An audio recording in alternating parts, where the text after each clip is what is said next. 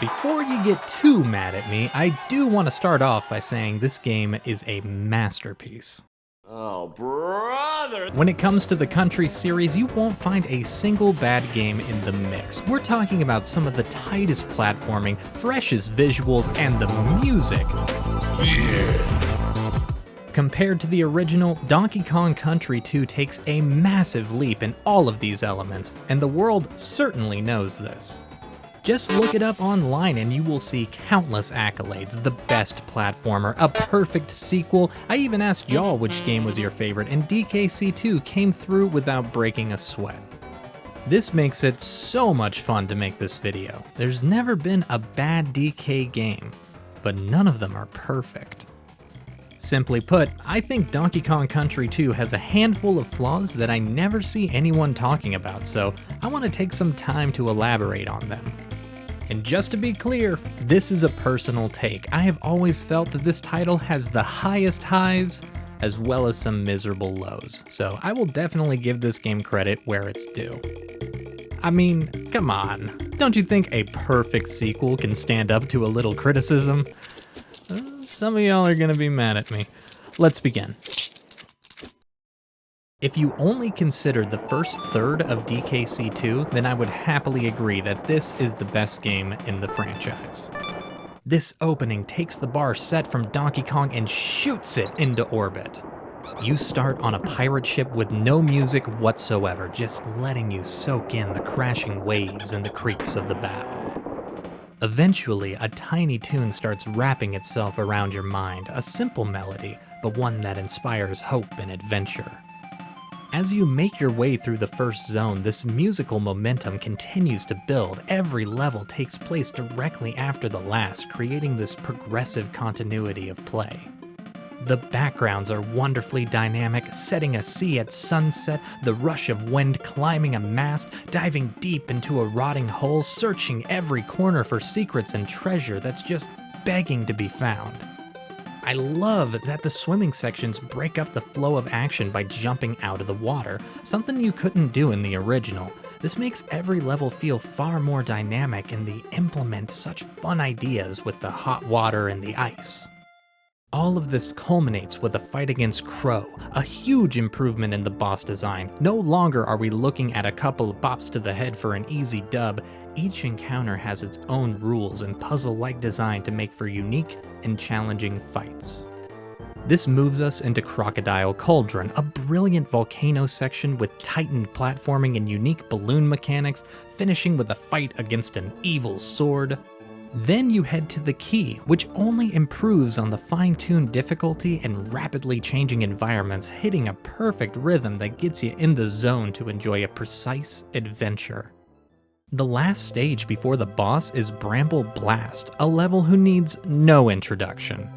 The mesmerizing music clashing against the high tension of the encompassing thorns, the split-second decisions spent traversing dozens of barrels to find the exit. There's just something about this combination that puts you into a tantric state, knowing the risk is high but your soul is at peace, a perfect harmony of atmosphere and gameplay. When people look back on this game, this is what they remember, this immaculate, dynamic, tough but fair adventure that keeps you on your toes. What they don't remember is that this balance does not last much longer.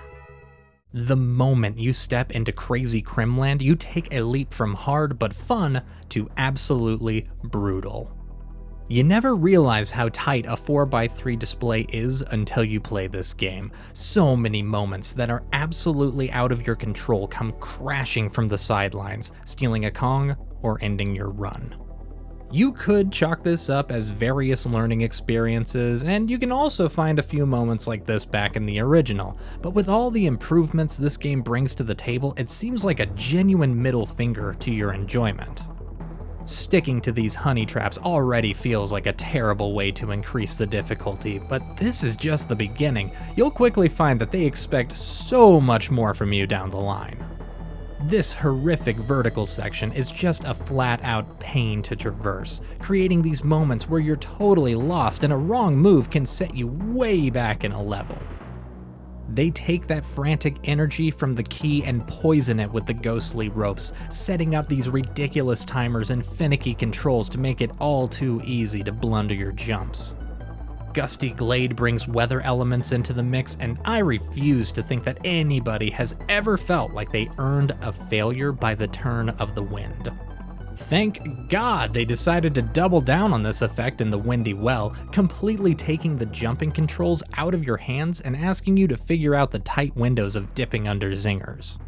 This feeling is at its worst once you start ascending the castle. Imagine taking these surprise enemy mechanics, placing them in the tightest corridors yet, and for the cherry on top, make it an auto-scroller without a checkpoint, so whenever you inevitably fail, you have to trudge through the same part again from the very beginning. Luckily, you only have to do this 3 times.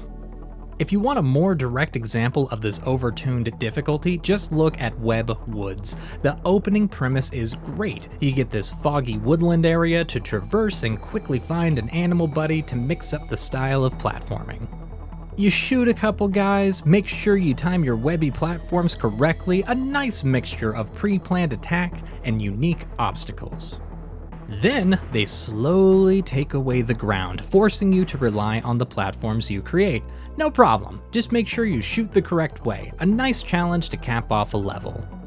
But just before you can finish, they throw in neckies at different altitudes, a croc that shoots cannonballs at different speeds, and invincible zingers cutting off your free space. Don't forget the bouncy guys right at the goal to make sure you are crawling to the finish line. This is just one of many levels I can only look back on as an inversion of what I found to be fun that slowly ramps up into repetitious frustration. To those of you writing skill issue in the comments, I get it.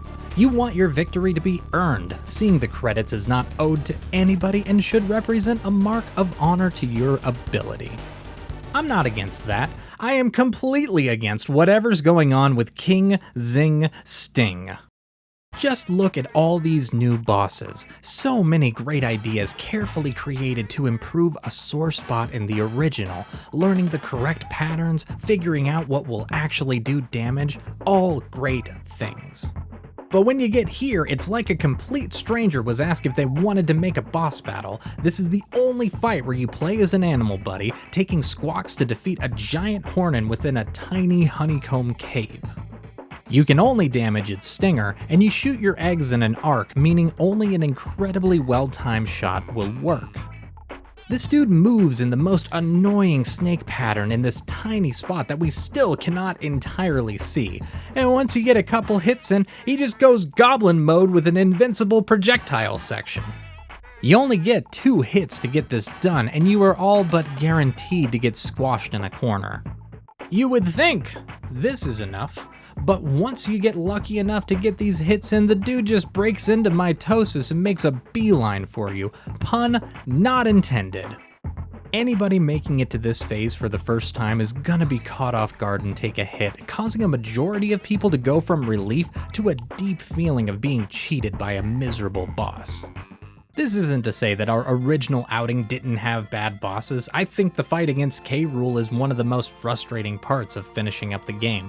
But outside of learning a handful of phases and getting used to the fake-out credits, you could see the entire ordeal as one final roadblock on the way to victory. And on that note, I actually really enjoy the new fight against K. Rool here, planning out your shots with precise timing, the ghostly shot still giving you a chance to avoid damage, and you just can't beat this swag drip he pulls off at the end. Woo! See, it's not the final boss. It's the level just before this encounter I see most of my problems coming to fruition. That beautiful thorny background seeps a sinister hue. We no longer find a brilliant balance of inner peace casting between nail-bitten barrels. All that remains is the bird race. Taking the already stressful surroundings and making you go as fast as you possibly can using the wonky squawks controls only leads to getting lost on the way, which is an instant death, or the casual failure you'll find bumping into literally anything. This isn't even a case of taking it slow seals the deal. My best run still came down to a photo finish. And you know I wouldn't harp on this so hard if I hadn't played the other games. When a title is as tightly designed as Donkey Kong always is, when they screw you over, they absolutely mean to do it. Donkey Kong Country 2 is not the most difficult title in the series, but it is without a doubt the most frustrating. With that out of the way, let's take a walk down the subjective side. I personally believe this game has far less variety when it comes to the environment. When you play through the original Country, it's a genuine journey through a dense jungle, over the snowy mountains, under the serene water, bouncing through ancient ruins and treetop villages until you meet with the corrupting force of K. Rool and his malicious machinations. Every zone feels distinct and slowly plays into the underlying threat of a Croc invasion, ending with the final duel against the big baddie on his pirate ship with our whole adventure perfectly framed in the background. Over here on Crocodile Isle, it's like they took that pirate element from the ending and made a whole world within the sole facet. You fight pirates on a ship to fight a pirate in a volcano, then you fight pirates in a swamp to get through their pirate carnival, making your way through pirate ghosts to ascend the pirate castle to defeat the Pirate King. Before, you would have these striking color palettes, stark whites or sizzling greens, cold steel and sandy ruins. They took all of that and sepia-toned it, just an overwhelming amount of brown and green, swamps and smogs and darkness. And I understand this is their home and we are infiltrating crocodile territory, but it all makes for this homogeneous experience. And while we talk about blending distinct aspects into something mundane, I don't think Diddy and Dixie complement each other as far as gameplay goes. I get the idea. Everyone defaulted to playing as Diddy in the original game because he made for a fast and fun experience, so they just made two fast characters, one who's a little quicker and another one that can glide. I'm not going to pretend like this is a bad idea. It makes some levels better approached by one Kong and keeps you on the right path of getting the full experience. It's the subtlety of difference that throws me off. The difference in run speed is just slight enough that I always find myself having to readjust whenever I switch partners, and in tense moments where you don't have Dixie's glide, it feels like trying to overcome the odds is useless, when you can just give up and try again with her overpowered hair. I think Rare knew this as well, bringing Chunky Kong into the mix for the third title to replace the heaviness of DK. You see, Old Boy might have been clunky, but it made perfect sense to have the opposing duo. DK's slower feel can be incredibly useful when you need a lighter touch approaching a jump section, and made quick work of heavy dudes, now something they try to fix by leaving boxes everywhere. And that sort of landscape cluttering makes itself super obvious with the secrets. Before, every level would have a few secret spots to discover, at most 3 additional sections just off the beaten path with meager rewards, usually a chance to get extra lives.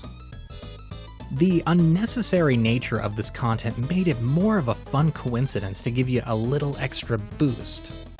In DKC 2, the bonus sections are absolutely everywhere. You can't go more than a minute without seeing a chance to do a specific action to get access to this content, usually needing you to carry some item, do a team throw, or have an animal buddy with you. See, I find stepping away from the stage to this completely different vibe and music really cuts into the flow of a level, which makes it a good thing that these are optional, right?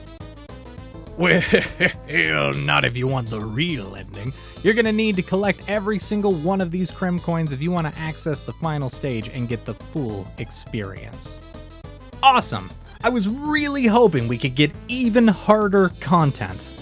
And just to kick you while you're down, they also have these smaller coins within a level, promoting you to go out of your way to get your hands on them. You see, Candy's barrels aren't around these parts, and Funky started charging for flights. If you want to save your game or go to another zone, you gotta pay up. Some of you may be pointing out that Wrinkly Kong does not charge you for the first save, and at 2 coins a pop, you should have plenty of cash to spend. Oh, that's the beautiful part. If you turn off your console, you lose all of your lives and all of your coins.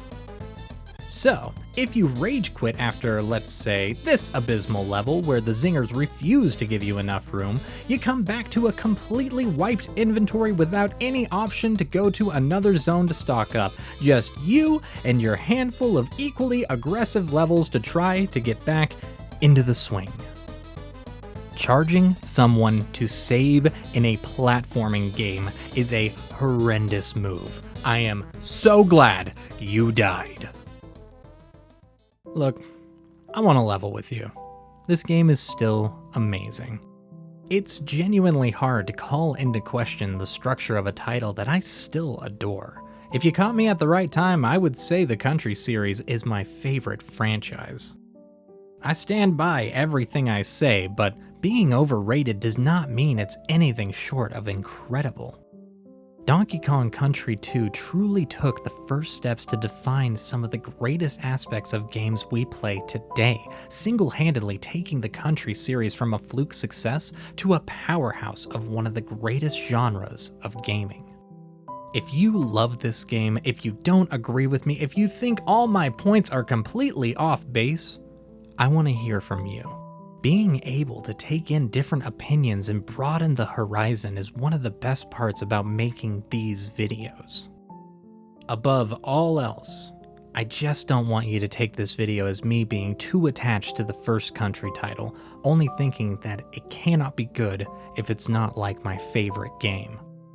That couldn't be further from the truth, mainly because DKC isn't the best game in the franchise, nor is DKC 2.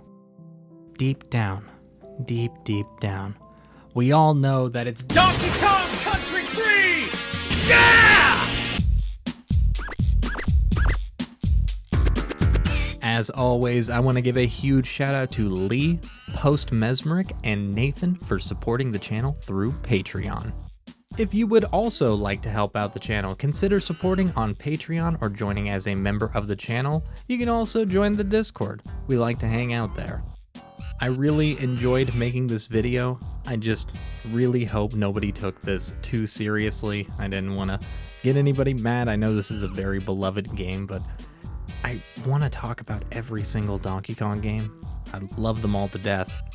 And this was the one angle that I really wanted to come at. I felt like a normal retrospective would kind of just be standing in the same water as a lot of other great creators have already done, so I don't know how this turned out, but I really did enjoy making it. New videos, always in the works. Should have one uploaded onto Saturday. This is going to be a really good year. I saw a lot of the showcases, a lot of the games coming out. It's very exciting. Outside of that, thank you for watching, and have a great day.